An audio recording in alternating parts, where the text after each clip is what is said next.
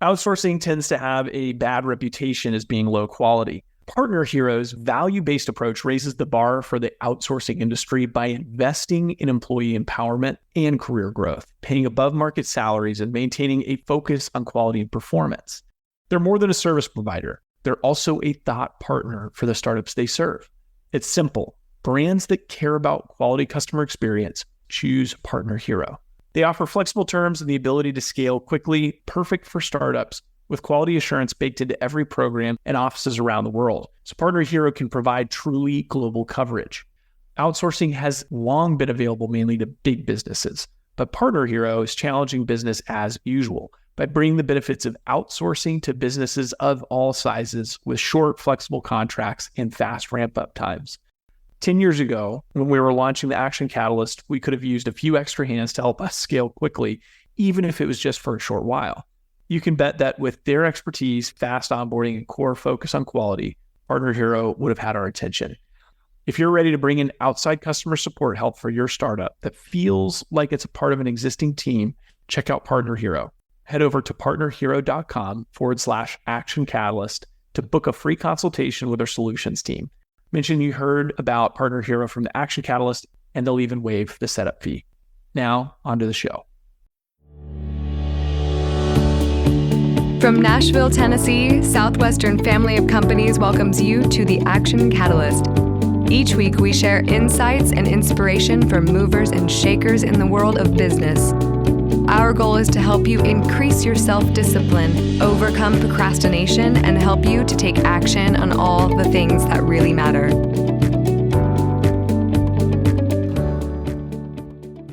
Communication.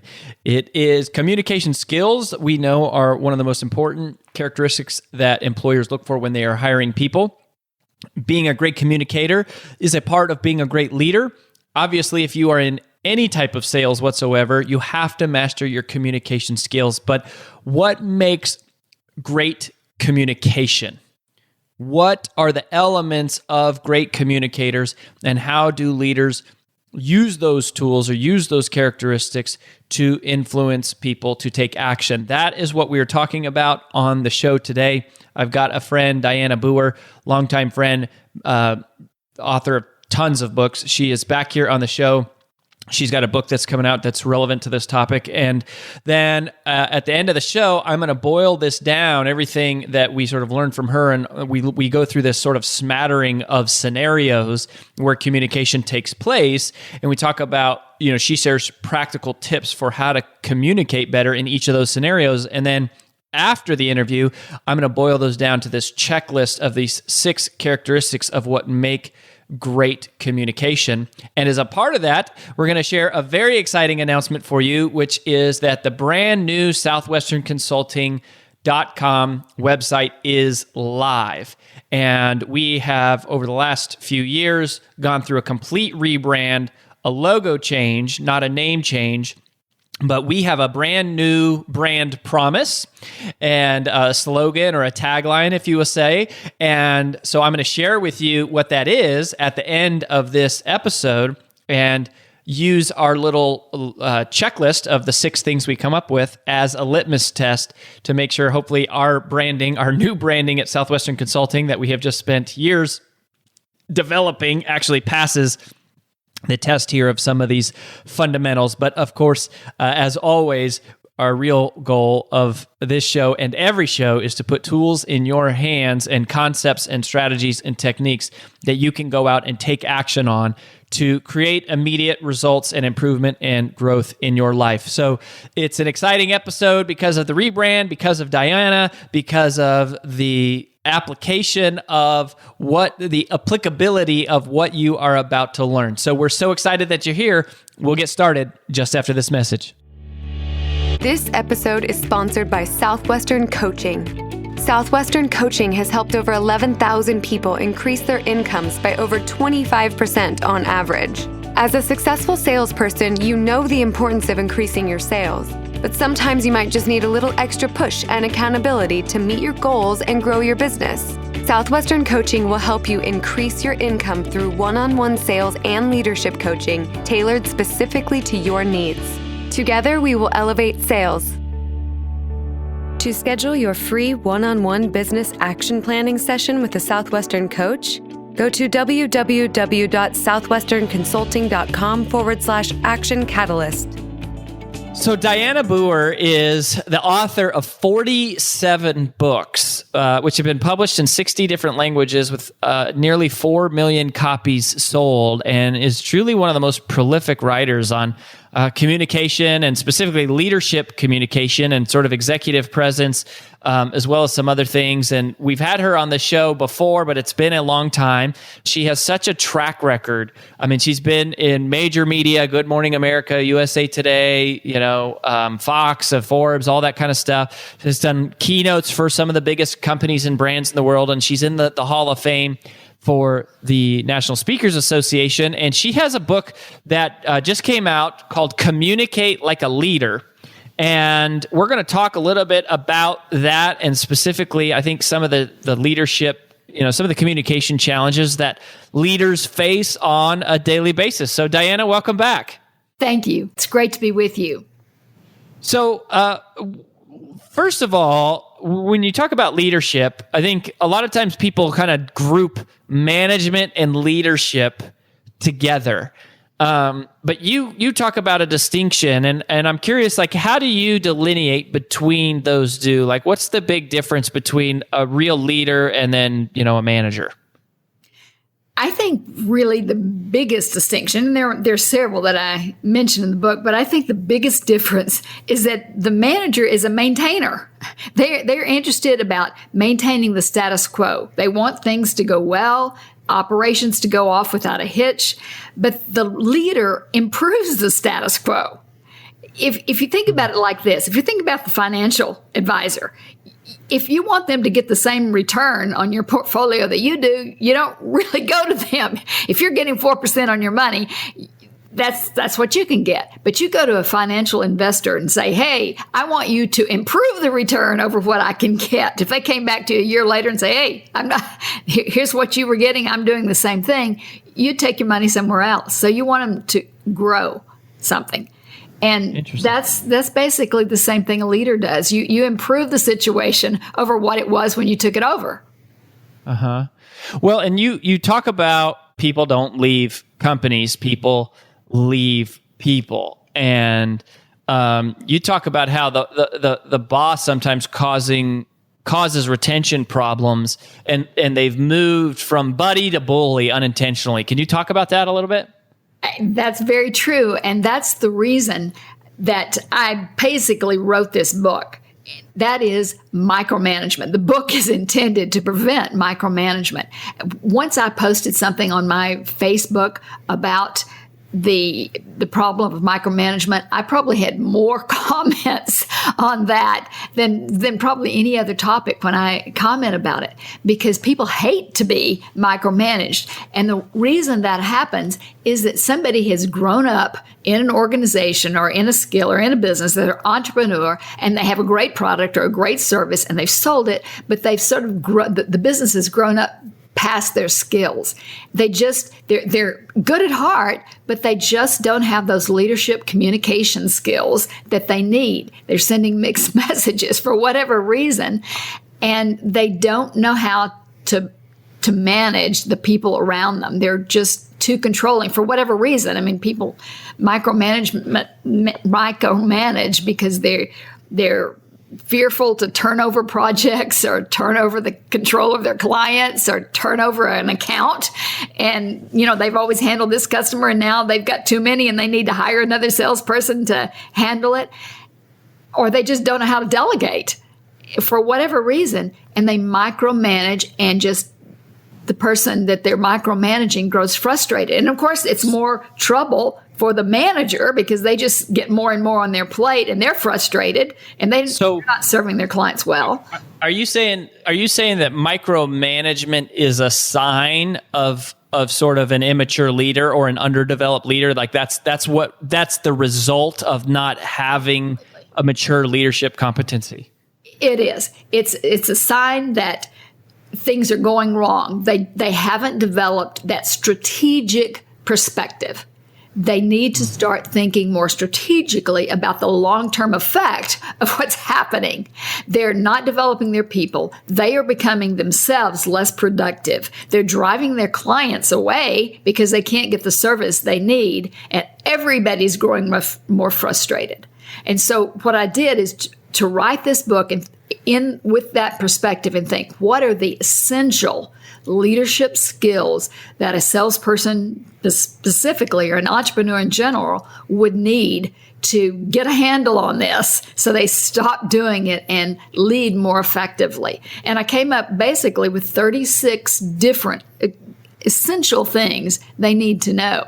And that's the result. And if they do those things, they're going to prevent that frustration and prevent micromanaging their people.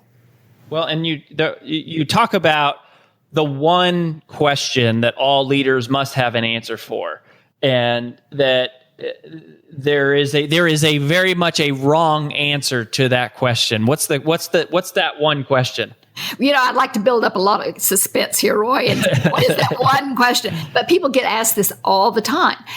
And that question is, what are you working on? Think about it. You get asked it in the hallway on the way to lunch. You get asked when you come in to, if you're sitting in the break room, what are you working on today? And people are tempted to just slough that question off. Well, I'm working on X, Y, Z. And they don't answer it with a substantive, meaningful answer. And that means that they don't get the visibility they need in the company. People don't see them as a real leader. They just see them as an also-ran, so to speak. And the way they should answer it is with a 3-part response. And that is, we're working on solving X problem, whether it's a problem with the client or a problem in the organization. We're working on solving X problem. And here's the outcomes that we expect to have. And this will be the benefit to the whole organization. Now, depending on who asks you that question, you might also add, this is how it will affect your timeline and your budget.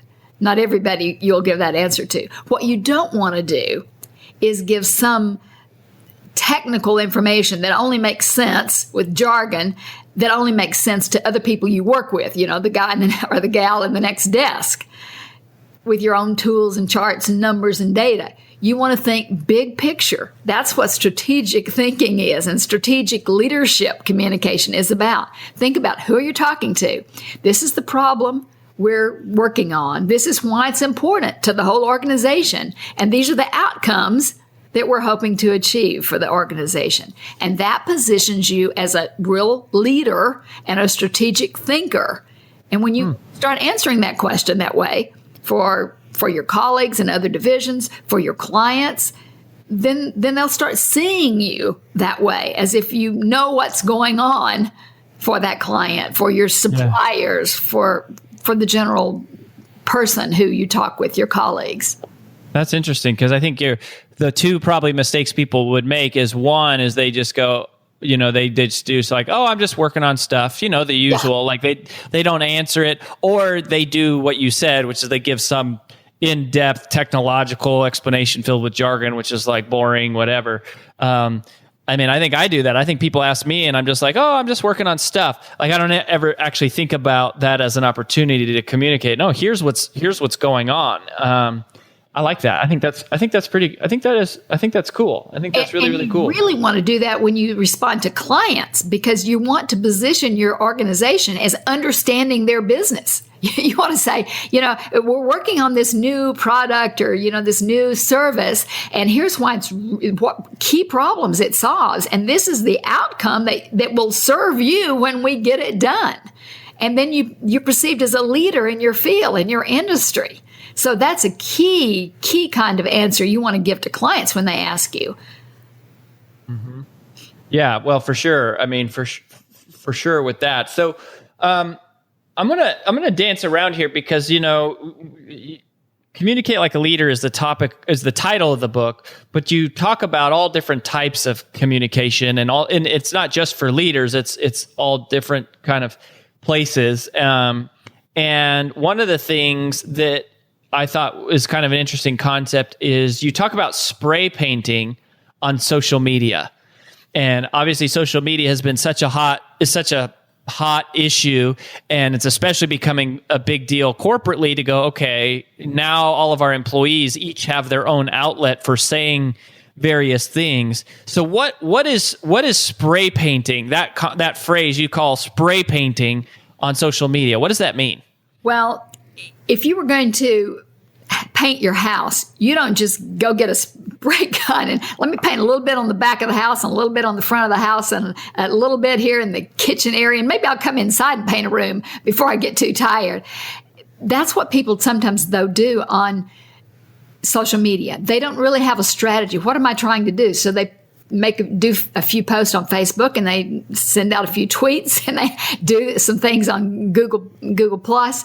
You need to have a strategy. What am I trying to do with my social media? Am I trying to drive people to my own website? Do I want them to read my blog and then sign up for my e-zine? What is your strategy? And then based on that strategy, do I want people to always sign up for my podcast? Is that what I'm trying to get them to do? Do I want them to get a sample product and try it?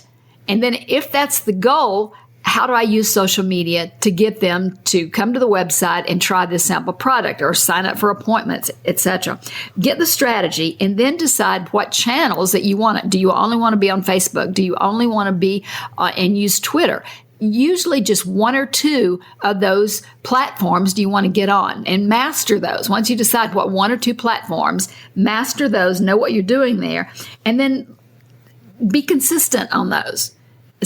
Consistently with a message that is about what you're doing, and then engage people there. Listen to what they're saying and talk back and build your relationships there. That's what I'm talking about, rather than just having an ad hoc whatever I feel like that day. That's spray painting, and you don't want to do it. Just a bunch of random posting about random, unconnected stuff. Yeah, I think that definitely happens a lot, and it's easy to do it because it's kind of that's kind of the flow of social media in general. Just like, a bunch of people posting random stuff about random kinds of things. So now you do want to make a personal connection. So if you're using Facebook, for example, you do say something personally so they get to know you. But in general, you don't want to just, you're posting something about your product and then all of a sudden you're talking about something that's just totally off. But even that's strategic. Even like what you're saying, like you're posting something personally, but you're doing it intentionally to sort of balance out the flow of content there. Yes. Mm-hmm. Yeah, I like that. Well, and I think, each of these different areas, like you're talking about, okay, why are we micromanaging? And then how are we communicating with our colleagues? And what are we saying on social media?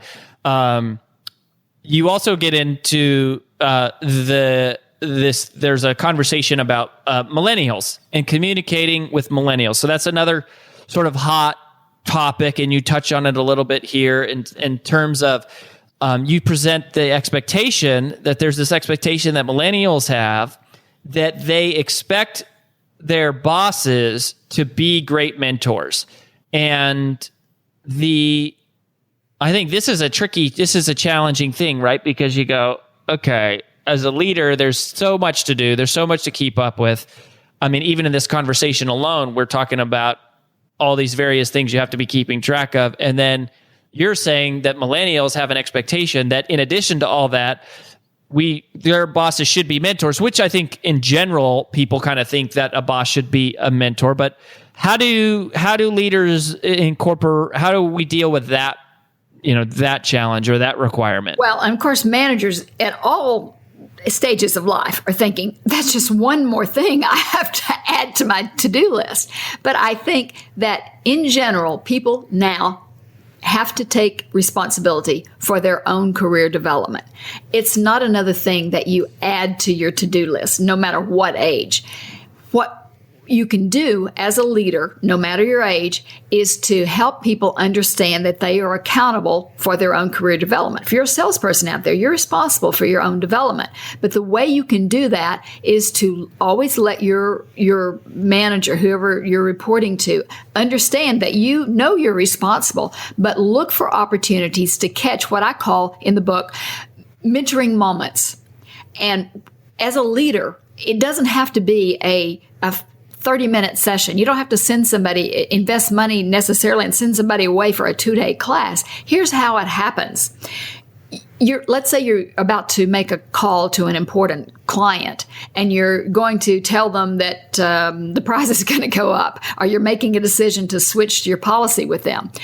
Just let's say you have a key person you want to mentor and you want to invest in their career. You might just say, Carla, I'm about to make a call to so-and-so, such and such client. Would you step into my office? I'd like for you to hear this call just for your background.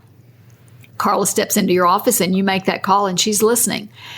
Carla will understand you are investing in her career growth. She will appreciate that investment. As you're walking to lunch, you might say, Tim, are you eating over in the cafeteria? Why don't you walk to lunch with me? I want to explain to you why I made the decision to do X. Those are mentoring moments. And if you are on the receiving end of those, you might just say, John, or Joanna, would you explain to me why we made the change on the pricing policy about such and such? I'd like to learn. And you're not taking any extra time. It's on the way to a meeting. It's 5 minutes after you're leaving a meeting and walking back to the car after you've met with a client. Those are mentoring moments. You're letting your boss know, your sales manager know, I'm interested in this. I want to grow in my career. And then when you have a marketing meeting or a sales meeting, as a leader, you can say, I'm listening to such and such podcast. I found it very helpful. Are all of you registered for that? Have you signed up for that? I found it very helpful. You could take 10 minutes at the beginning of a sales meeting and say, here's the most. You've got to listen to the Action Catalyst podcast. That's what you tell everybody. Have you listened to the Action Catalyst podcast? What are you doing if you haven't done that? Right. You can ask them every week. I want you to bring one new article you've read, one new book you've read, one new link to share with the group, one new tip you've learned out of a podcast, or just share the name of a podcast that you're now listening to. And those are all mentoring things, career investment things. And then just in casual conversation, ask people, has your situation changed? Have your career goals changed? Because you may know where somebody wants to go in their career, how they want to invest, their career path, but things change. Spouses change jobs, their family situations change, their elderly parents have different needs. They may want to decide in 5 years they're going to move across country. And just asking those questions in casual conversation lets somebody know you're interested in their career path. And those are all opportunities for mentoring and growth that shows that you care as a leader. And on the other end, as the recipient who's being or wants mentoring, lets your leader know that you are interested. Yeah. So for those of you that are listening, what I'm doing here is I'm trying to dance Dianna all through these different sections of her book about communicating when it comes to managing people, right? Or not, micromanaging, not doing that. Then communicating with your clients and your colleagues when people ask you, what are you working on? Then communicating on social, then communicating with mentoring. There's two other quick areas that I want to talk about. One is with firing people. Okay. So this is another area of communication. You say, this phrase really caught my attention. Fire people to be fair. Fire people to be fair. What does that mean? Well, I debated long and hard when I was writing Communicate Like a Leader to say, do I want that negative message in the table of contents when you look at that book? And I decided yes, because I think everybody can think of a time when they were having to pull somebody else on the team along. They were doing extra work because somebody else wasn't pulling their own weight. And that's basically what I mean. You have to be fair to other people because they know when their colleague is not performing well. And if you as a leader let that go on, you are damaging the morale of the entire group and the entire team. And you're actually not being fair to the person who is a poor performer, because it's like they're tense. They're waiting for the axe to fall. They know they're not meeting the metrics. They know they're not meeting their sales quota. They know they're not servicing that client well. And they're just waiting. When are they going to pull the plug on me? And you are helping them get on to be successful somewhere else. And if you think about it like that, it will help you. It will help you counsel them to say you need to move on and be successful somewhere else. And so, no, if you have a heart of stone, it's going to be easy for you. For everybody else who has a good heart, which most people do, it is a tough conversation. But basically, if you think of it that way, you are helping keep the morale high of all of your other good performers there, to just help that person who's not performing well go on, because if the productivity of everyone is going to suffer, the whole organization is going to suffer because of that poor performer. There's mistakes, there's rework in addition to the morale problem. And that poor performer is stressed. Your stress level is high as the supervisor. So help them move on. Yeah, we're fans of helping people be successful somewhere else, which in some ways sounds kind of like a weird lip service, but it's actually really, really true. Because if they're being negative, it's because they're not in the right soil, and it really does help, everybody else. Plus, it helps that person. Yeah, they're not happy. They're not happy. No. Okay, so one last little area, and then I'll have one other thing to ask you after that. So next area. So we've talked about managing, we've talked about communicating with clients and colleagues, social media, millennials and mentoring, firing people. Last little area I want to ask you about specifically is communicating with the C-suite. So whether you're a salesperson selling to the C-suite, or maybe you're a mid-level manager or leader who's communicating with the C-suite, or maybe you're who knows? There's a number of different reasons why you might interface with C-suite people. What do we need to know about communicating with C-level officers? You've got to be brief. That's one key thing. And you've got to think long term. Their attention span, you can't get down in the weeds. And so we are always teaching them a format to speak directly to answer the question. We call it the SEER format, or I have another one called the LEAD format, to summarize, elaborate, give an illustration, example, and then restate. That helps them prepare to respond directly. That's the most difficult thing. And they can learn to do it. Summarize, elaborate. Give an anecdote or an illustration. An example, the second E stands for an example, and then restate. And if they can learn that format for responding on their feet, they will be in much better shape in the C-suite. But it also involves personal presence. In fact, I've written a whole book called Creating Personal Presence that tells them 20 things they need to do to increase their personal presence, because that gives them credibility and authority when they walk into the C-suite. There's an entirely different way to organize information when they go into the C-suite. It's a whole different way of thinking than when you're communicating at the mid-management level. Right. Okay.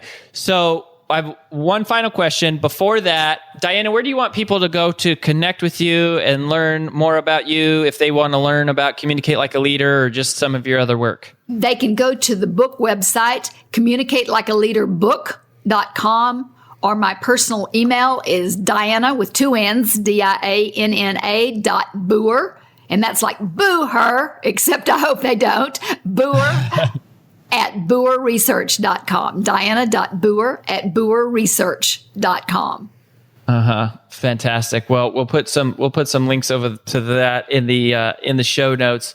All right. So the last little question that I have for you is, being that we have talked about all these different areas. So we talked about micromanaging, and why people do that is because they haven't really developed their leadership potential. We talked about when clients and colleagues ask you, what are you working on? You gave us a little formula for that. We talked about communicating on social media. You shouldn't be spray painting. With millennials and mentoring them, incorporating that communication on part of the journey. Firing people, sort of being direct with them and looking out for everyone else. And then with the C-suite, sort of being brief and strategic and having the SEER formula. All of those are different sort of environments that we communicate in. And so this is what I wanted to kind of wrap up with is, whether it's on social, or whether it's with a millennial that you're mentoring, or whether it's somebody you're managing, or whether it's a customer asking you a question, or whether you're firing somebody in your C-suite, there's all these different little environments. if you had to say what is the thing that is in common, because you've given us advice about how to do each one of those that's really practical. What do you think is the common thread among all of them? In other words, no matter how the environment changes, what would you say this is all of the communication in each of these different environments? It always has this in common. I think the basic business act is communication.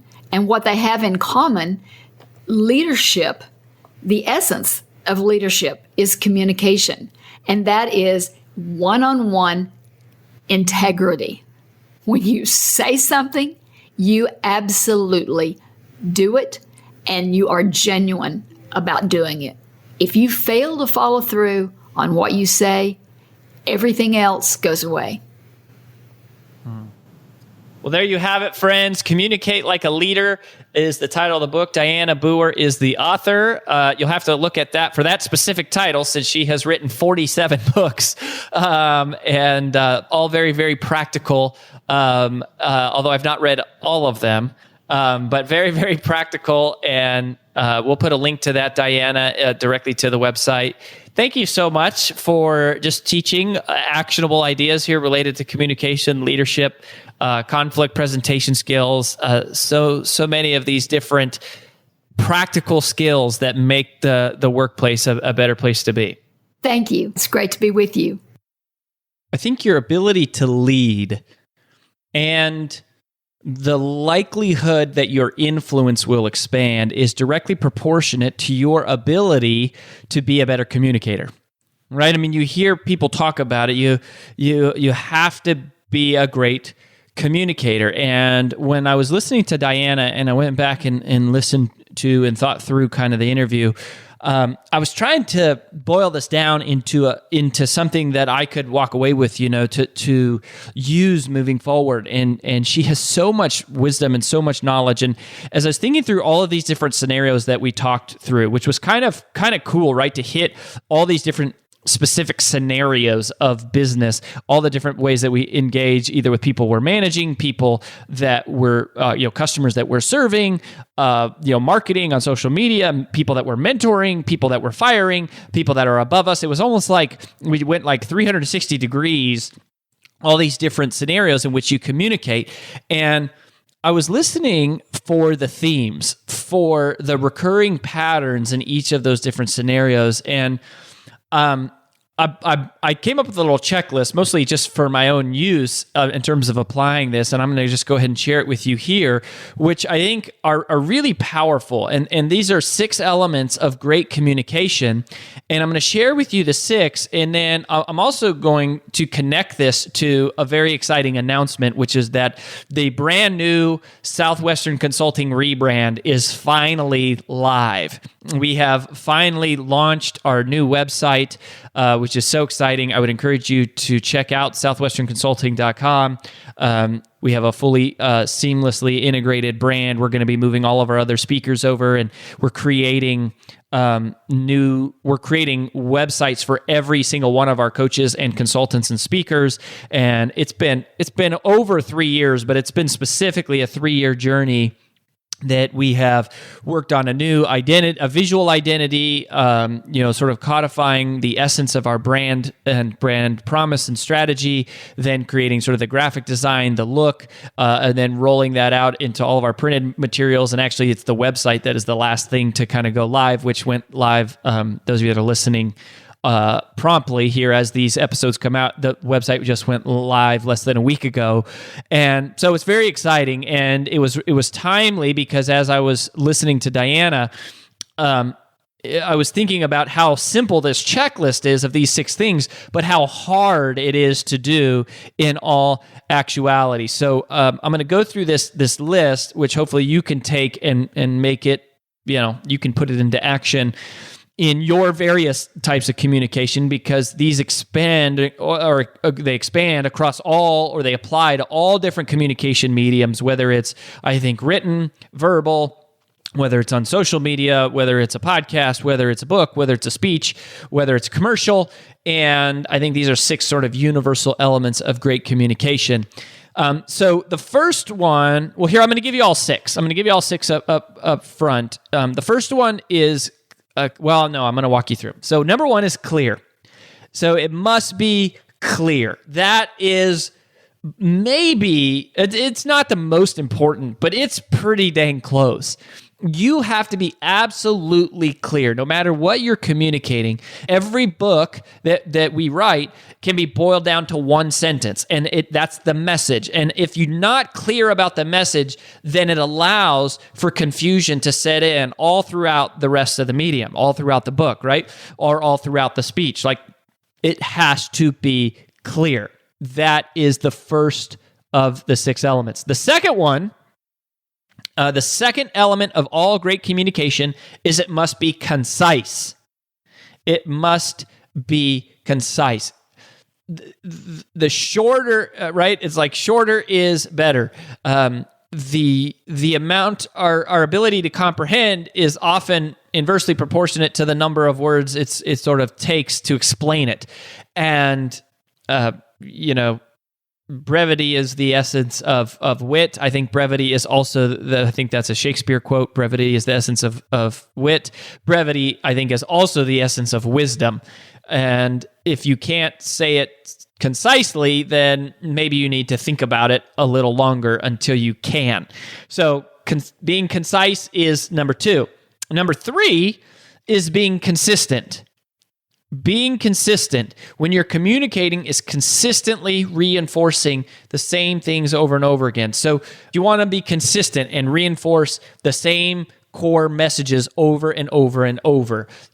Being a great communicator is not just about having one clear speech at the annual meeting. It's about being consistent all year long in every single meeting that you have. And when we've talked about the creed in the past and how, when companies create these vision statements in these powerful, we call them creeds, and that's what ours is called, and that's what we help companies create. Our consulting clients, we help them create creeds, is they can't just be a piece of paper that you stuff in a drawer. It has to be, you have to create mechanisms in the business that reinforce those principles over and over and over again. And people have to review the creed regularly, and we have to cite it whenever there's a difficult decision or wherever there's a change that needs to be made. That's part of the reinforced consistency, which is integral to great communication. So those are the first 3: clear, clarity, or clear, concise, and consistent. Clear, concise, and consistent. So those are 3 C's. Now, the next 3 are all S's. So the fourth one is strategic. And you heard Dianna hit this, and that word is, if I know you can't see it, but in the subtitle of her book, strategic is the big word. It's in big, bold letters. And when I think strategic, you heard her say this, it's about long-term. When you communicate, strategic communication is about communicating from a place of what is the value in the long term, not just communicating things as they matter now, but as they matter later and as they matter in the future. And both being strategic in what you say because of the impact it will have in the future, but also being strategic in terms of the paradigm in which you communicate should always be sort of with that long-term focus. So you want to be strategic. Number 5 is great communication is always straightforward. Now, the straightforward is about integrity, honesty, accuracy, trust, professionalism. So the delineation, clarity is clear. It means there's no chance for misunderstanding.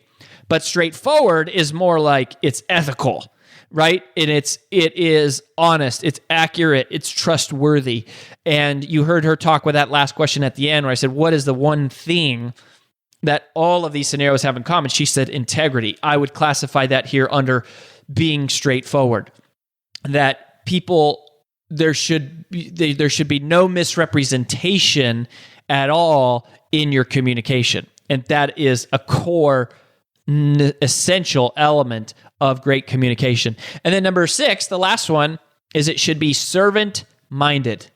It should be servant-minded.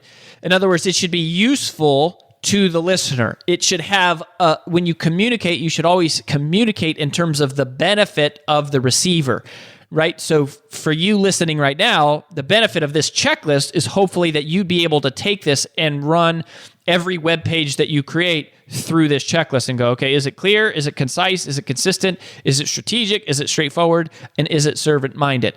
Whether it's a marketing, collateral piece, it's a website, it's a demo video, it's a speech, it's a PowerPoint deck.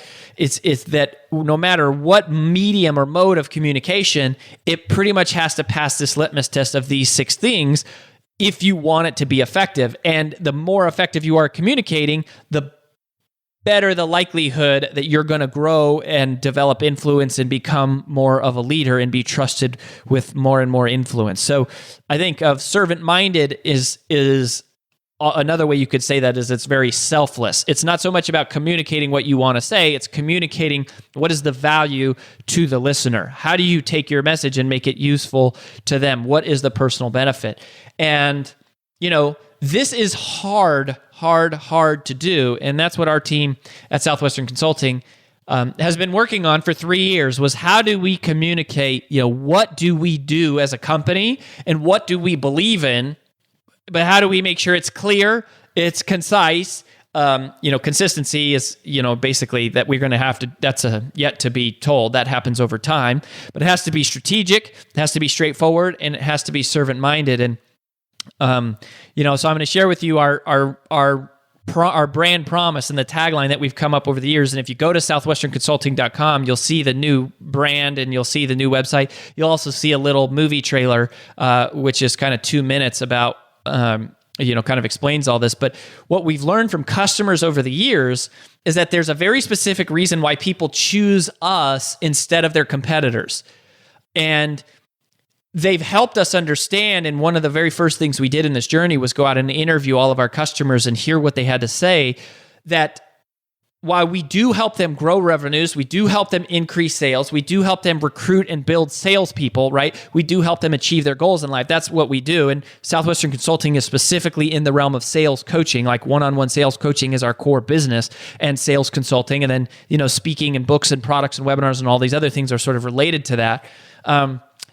There's something more that we do that makes us different. And our customers would say things like, you don't just teach people how to sell more, you teach people how to sell better. You teach people a different way of selling. You teach people how to sell ethically and honestly and without shortcuts. You teach salespeople how to be better listeners and not just better talkers. You teach salespeople how to be more service-minded and not just stronger closers. You teach salespeople how to take pressure off of their prospects, not put more pressure on them. And it was really telling to talk and interview our clients and go through this journey. And it's true, because we realized that, we do care about teaching people how to sell more. I mean, that's the core of what we do. It's part of our value proposition. But we also care just as much about teaching them to do it the right way. And that's because we want the world to think about selling as one of the most honorable professions there is, not just as a job, but as a career, as a profession. We love sales. We love salespeople. We are salespeople. And we think that there's almost a higher purpose that you can serve by being in sales and by serving other people. And so we don't just teach you how to grow your revenues or increase your income. We help you elevate sales. We help you elevate sales. So that is the new moniker, brand promise, and tagline for Southwestern Consulting, Elevate Sales. You'll see that at southwesternconsulting.com. And of course, this podcast is not just for salespeople, but for anybody who needs to take action in their life. But as our team at Southwestern Consulting, that's what we do. We elevate sales. And so hopefully that is clear and concise. Hopefully we'll be able to make it consistent.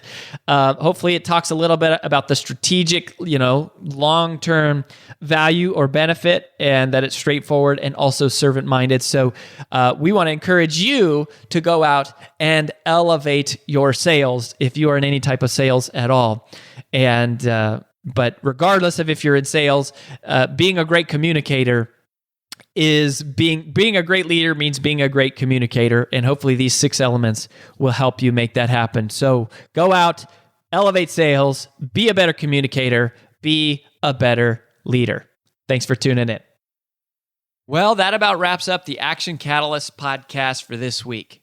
If you haven't yet, please log in to whatever your favorite medium is to listen to the show and both rate this podcast and leave a comment, as that helps new prospective listeners determine if the show's really a good fit for them. If you enjoy this podcast, please make sure to subscribe, leave a review, and screenshot this episode to share with your friends on social media. Make sure to follow us on Facebook and Instagram at Action Catalyst, and subscribe to our video podcast on YouTube. Thanks for listening.